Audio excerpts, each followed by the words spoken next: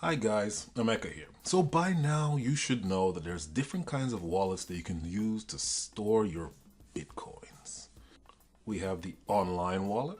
These are wallets that are hosted by another service, somewhere in the cloud or in another company, somewhere away from where you're located. Now you have the mobile wallet. These are wallets that are designed specifically for mobile phones. You have the hardware wallet. These are actually hardware devices that you can use to store your cryptocurrency coins offline, like the Ledger Nano, like this.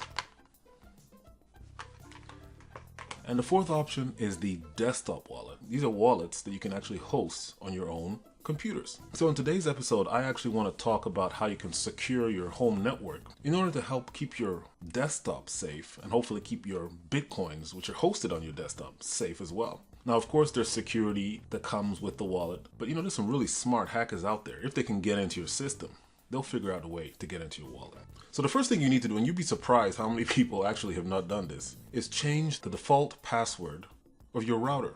There's a lot of people out there that get their routers right out of the box and just keep the password that came with the router. Not a good idea. You're begging people to get into your network and thus get into your Bitcoins if you do that. The next thing you should do is change the service set identifier name, or SSID. So the name of the router. So maybe you get a router from Netgear or Linksys, and it will come, and when it broadcasts, it will just say Netgear or it will just say Linksys. Change that.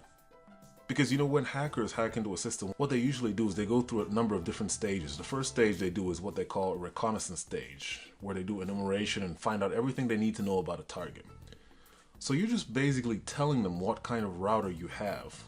So change the name immediately so that at least they'll have to do some work. They can still figure it out. These guys are really smart, but at least make them work for it.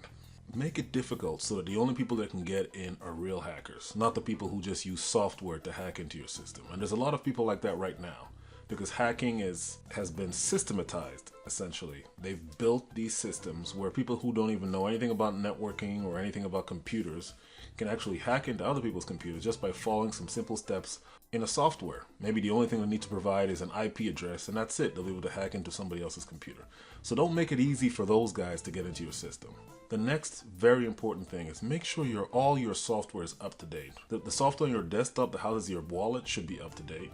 Why? Because people can actually use software on your computer to access your system. Usually when a company figures out that there's a vulnerability in their software and people have been able to exploit it, they will send a patch. So it's up to you to make sure all the software in your system is up to date. If you have antivirus on your computer like McAfee or some of the other really good ones, usually they will tell you when you have some applications on your computer that are vulnerable.